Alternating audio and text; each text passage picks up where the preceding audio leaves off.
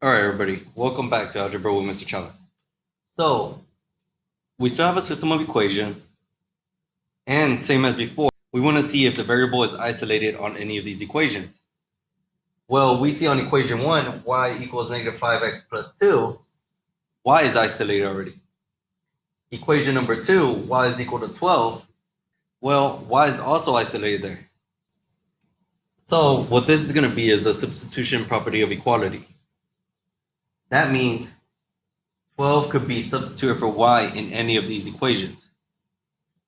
So in this case, we're going to set it equal to. So instead of y, we're going to plug in 12 equals negative 5x plus 2. And remember, we always want to separate our left and our right side. So we're going to draw a line on the left side of the equal sign and a line on the right side of the equal sign. Now we ask ourselves, can I simplify the left or the right side? So my left side looks good. My right side looks good. Question 2, are all my like terms together? Well, yes, all my like terms are together.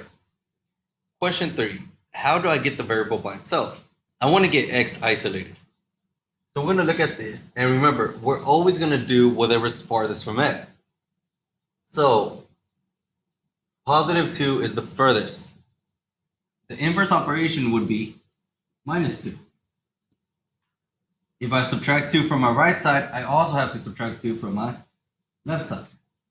So we have 12 minus 2 gives you 10 equals, I haven't done nothing to my slope, so all I'm going to do is drop it.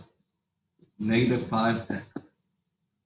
Positive 2 minus 2 gives me 0 pair. Now, is my variable isolated? No. So the next operation is, remember, when two things are beside each other, that's multiplication. So the inverse operation would be division. And every time we divide, we always divide by the coefficient of the variable. In this case, it's negative 5.